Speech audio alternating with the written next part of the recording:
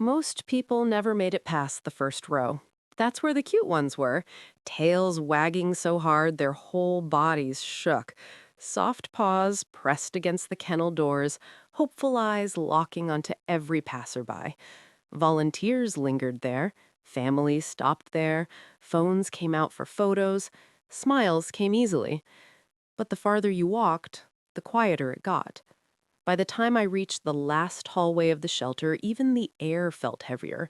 Fewer lights, fewer footsteps, and at the very end, past the barking, past the excitement, past the dogs everyone wanted, was the kennel nobody stood in front of. Inside was a Labrador mix puppy who had learned not to look up anymore. She didn't bark, she didn't wag, she didn't even lift her head when I stopped walking. Her body was curled tight against the cold concrete, ribs visible beneath dull fur, eyes half-lidded and unfocused. There was a faint smell, sour and metallic, that every animal lover dreads but never forgets. People didn't ignore her because she was ugly. They ignored her because she was sick. And somewhere along the line, someone decided that meant she wasn't worth saving. But here's what they didn't know. Labrador mixes are some of the most loyal, gentle, and resilient companions you'll ever meet. They're bred to retrieve, to serve, to love unconditionally. They bond deeply with their humans, protect fiercely when needed, and forgive endlessly, even when the world has failed them. This puppy, this sick, shaking, forgotten soul, had all that potential locked inside her failing body. She deserved the same chance as the healthy puppies in the front row, maybe more, because she'd already proven she was a fighter just by surviving this long. No animal deserves to be treated like they're already gone.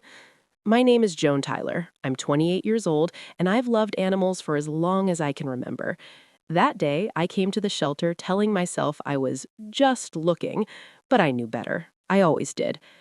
I walked past the puppies everyone else wanted because I couldn't stop thinking about the ones nobody chose.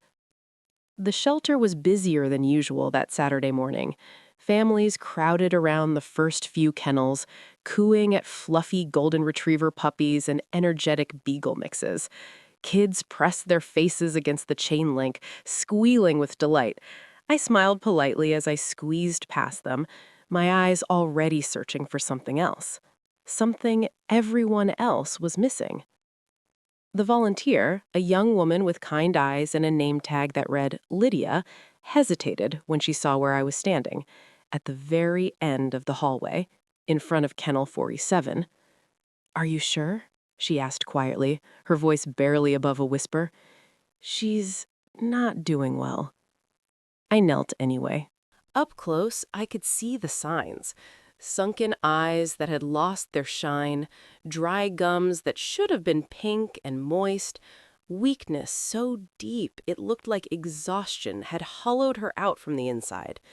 When she tried to shift her weight, her legs trembled like branches in a storm. Her breathing was shallow, labored. Each inhale seemed to cost her everything.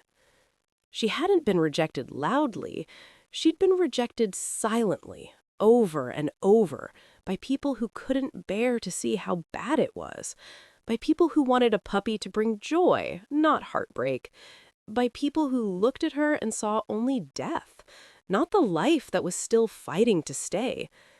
I pressed my palm against the cold metal of the kennel door. "Hey, sweet girl, I see you." Her ear twitched, just barely, but it was something. Lydia unlocked the kennel with shaking hands. I could tell she'd grown attached, even in the short time this puppy had been here. That's the curse of shelter work. You love them all, but you can't save them all. "She came in 3 days ago," Lydia explained as I carefully stepped inside. "Found wandering near the highway. No collar, no chip, no owner looking for her. At first we thought she was just malnourished and scared. But then—" She didn't finish the sentence. She didn't have to. The shelter staff had told me everything I needed to know. 3 days of vomiting that left nothing but bile and foam, 3 days of diarrhea streaked dark red with blood, 3 days without eating a single bite of food. No treatment had started. Not because they didn't care, Lydia's tears proved they cared deeply, but because resources are limited and the odds were brutal. The shelter operated on donations and grants. Every dollar spent on one animal was a dollar taken from another. It was an impossible calculus, and this puppy had already been weighed on the scales. She'd been found wanting. But I already knew what this was. I'd seen it before, years ago, when I volunteered at another shelter across town. The symptoms were textbook, unmistakable, devastating. Canine parvovirus, a disease so aggressive it doesn't just make puppies sick, it dismantles them from the inside out. It attacks the rapidly dividing cells in their intestines, shredding the gut lining until nothing can be absorbed. It invades their bone marrow, crippling their immune system. It leaves them dehydrated, septic, and fighting for every breath while their own body destroys itself. Most people hear parvo and hear death sentence. I heard not yet. I gently stroked the puppy's head. Her fur was coarse, brittle from dehydration. She didn't pull away, but she didn't lean into my touch either. She simply existed, suspended between life and death, waiting for someone to decide which direction she'd go. "I'm taking her," I said. Lydia's eyes widened. "Joan, I don't think you understand how expensive—" "I understand," I interrupted softly, "and I'm taking her anyway." She didn't even have a name yet when I rushed her into the emergency clinic 20 minutes later. That's where we met Dr. Andrew Lancaster, a 38-year-old veterinarian whose calm voice never lied to you, not even gently. I'd heard about him from other rescue volunteers. He was the one who took the hard cases, who didn't flinch when confronted with suffering, who spoke in facts instead of false hope. His clinic was clean, bright, and smelled like antiseptic and dog shampoo, a far cry from the dim hallway where I'd found her. Dr. Lancaster examined her with practiced hands, his expression neutral but focused. He checked her gums, her temperature, her heart rate. He palpated her abdomen. She whimpered for the first time, and listened to her breathing. "Let's run the snap test," he said to his assistant, a tech named Harry, who moved with quiet efficiency. We waited in a small exam room while Harry prepared the test. The puppy lay on the metal table wrapped in a warming blanket, too weak to be frightened. I kept my hand on her side, feeling the flutter of her heartbeat against my palm. When Harry returned with the test cartridge, Dr. Lancaster studied it for a long moment. Then he exhaled slowly, the only crack in his professional composure. "It's positive," he said, meeting my eyes directly. "And she's critical." I nodded. I'd already known, but hearing it confirmed still felt like a punch to the chest. Dr. Lancaster explained the facts without cushioning them, and I appreciated that. I didn't need false optimism, I needed the truth. Parvovirus has a high mortality rate in puppies, especially untreated ones this far gone, he began, his voice steady. She's severely dehydrated, likely septic, and her electrolytes are dangerously imbalanced. Treatment will be aggressive. IV fluids, antibiotics, anti-nausea medication, nutritional support. We're looking at around-the-clock care for at least 5 to 7 days, possibly longer. Even with treatment, survival isn't guaranteed. I'd estimate her chances at maybe 40–50%, maybe less. He paused, letting the weight of those numbers settle. "The cost will be significant," he continued. "Between hospitalization, medications, and monitoring, you're looking at $2,000 to $3,000 minimum, possibly more if complications arise." I felt my stomach drop. I was a freelance graphic designer. My income was inconsistent. I had maybe $800 in savings.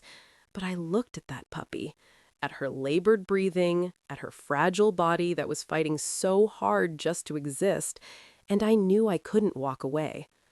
Then Dr. Lancaster asked the question that mattered most. "Do you want to try?" I didn't hesitate. "Yes." His expression softened, just for a moment. "Okay then, let's get her stabilized." She was moved into isolation immediately. Parvo protocol is strict for good reason.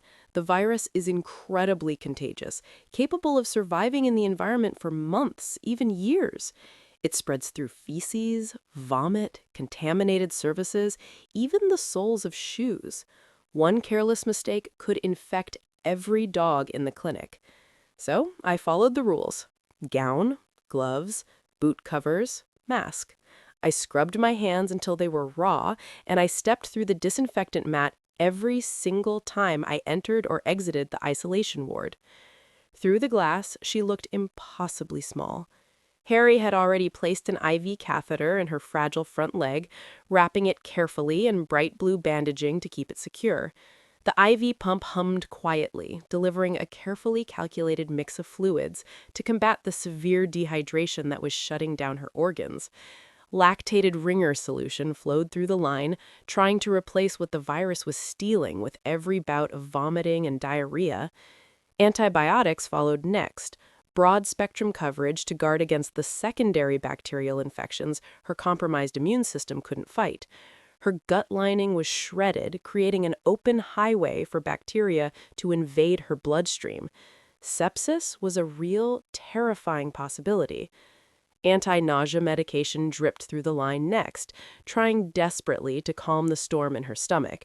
If she could stop vomiting long enough for her gut to heal even slightly, she might be able to start absorbing nutrients again. Might. I stood outside the glass window, watching the rise and fall of her small chest. I named her Mira because it means worthy of wonder. Even if she never knew it, she deserved a name. She deserved to be more than the sick puppy in Kennel 47. She deserved to be seen as the individual she was, a soul fighting for life, a heart that still beat despite everything. "Hey, Mira," I whispered against the glass. "You're going to make it. I promise I won't give up on you." I didn't know if I was lying. The second night was the worst.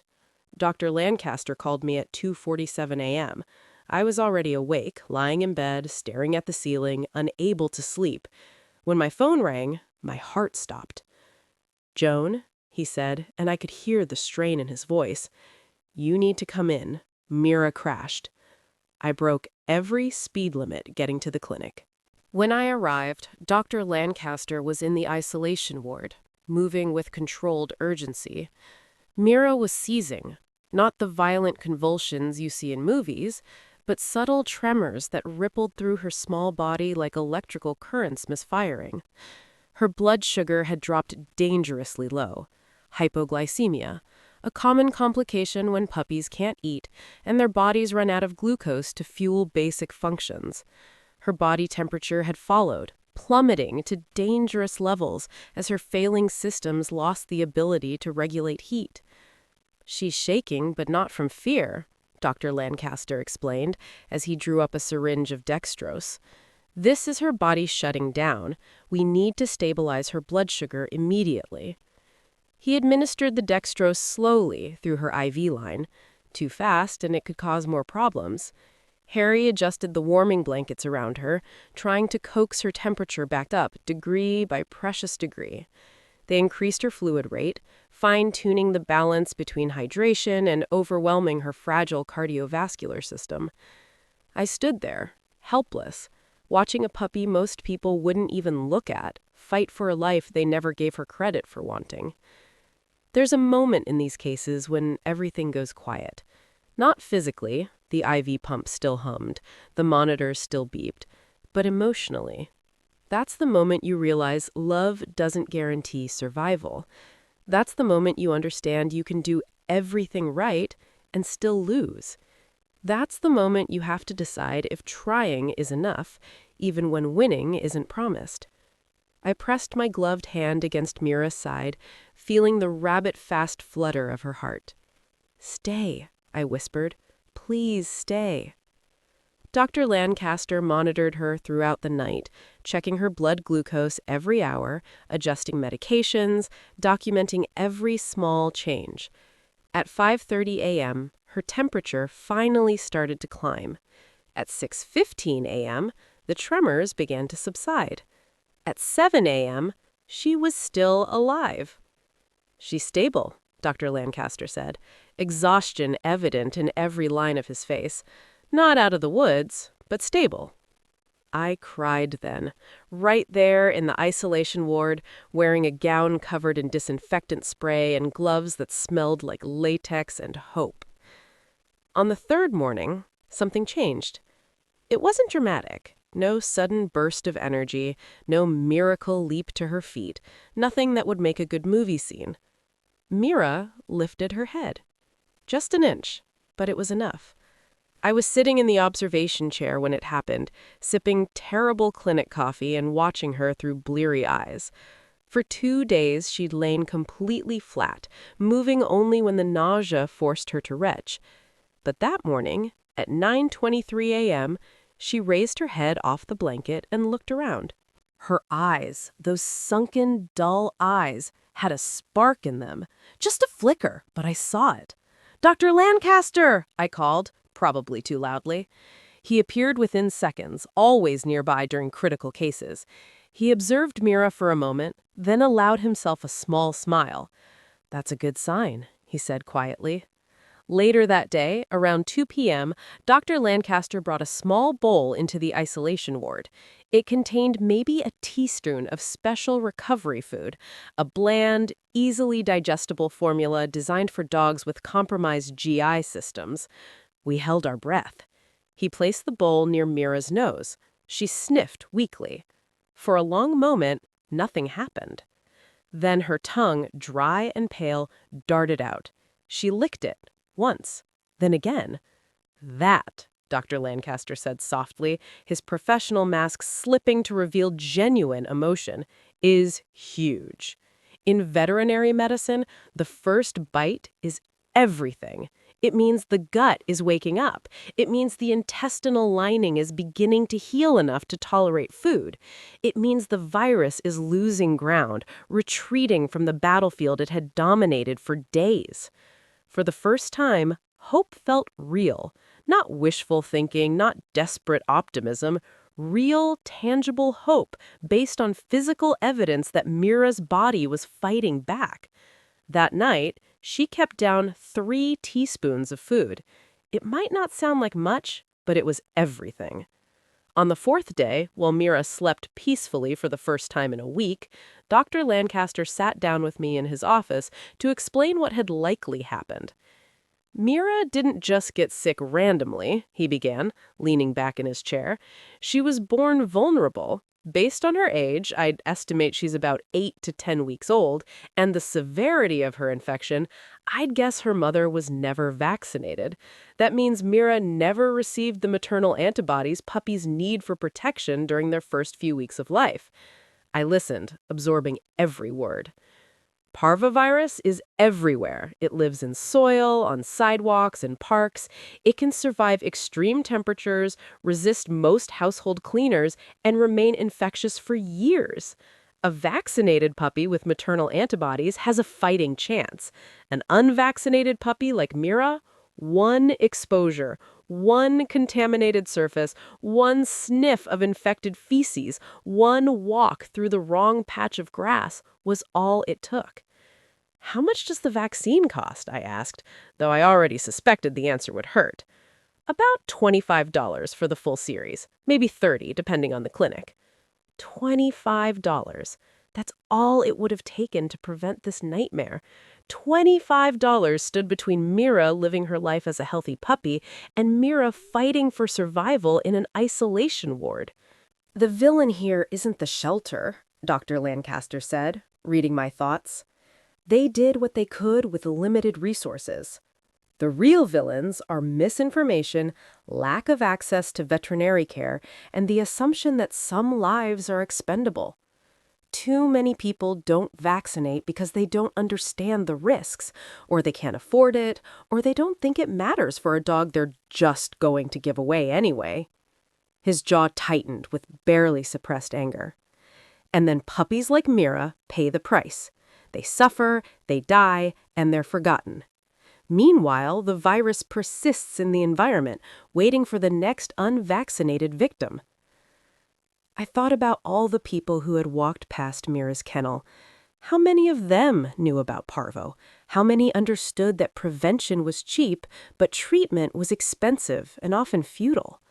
How many simply looked at her suffering and decided it was someone else's problem? "She deserved better," I said quietly.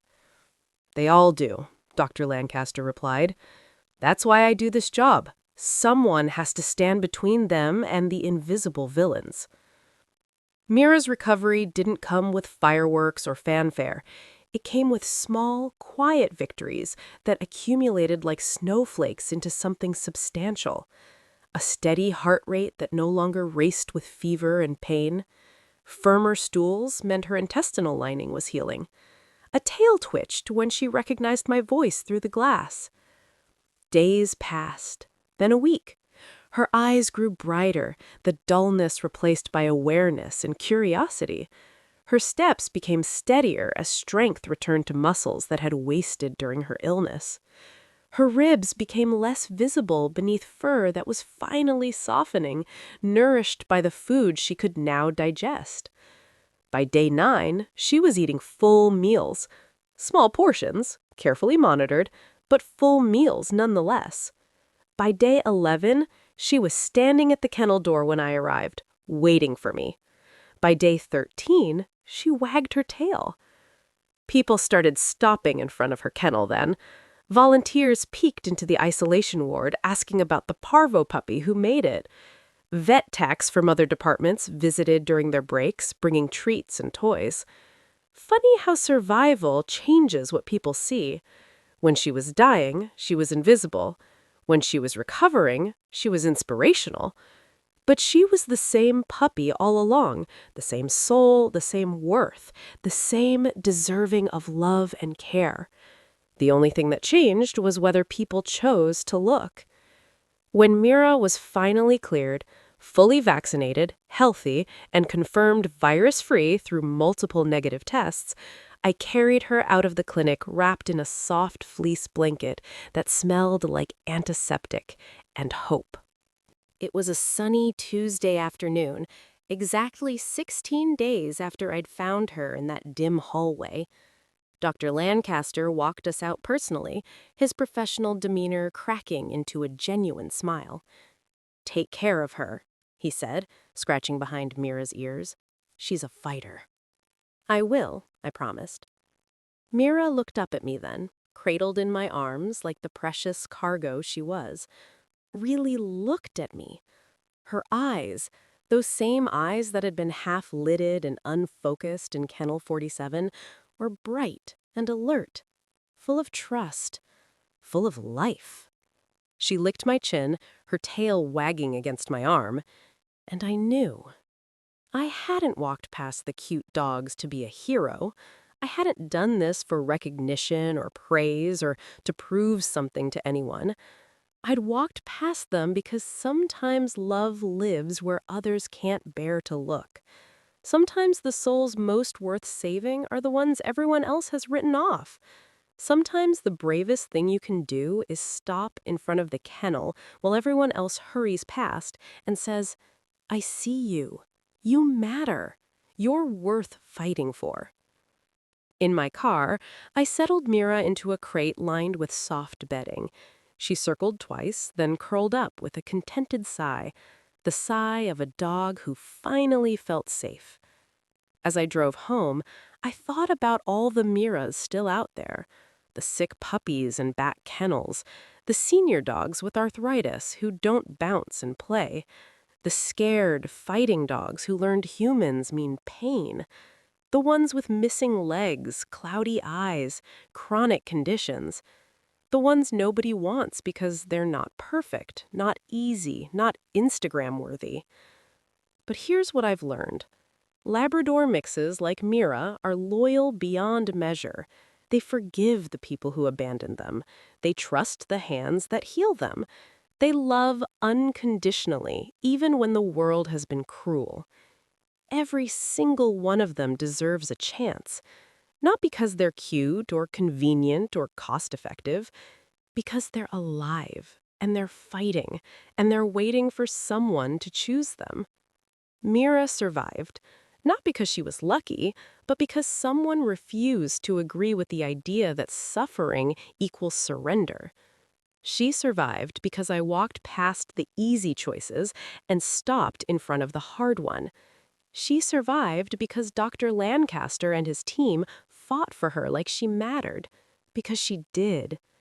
She survived because somewhere along the line, people decided that her life was worth the effort, the expense, the sleepless nights, and the uncertain outcome.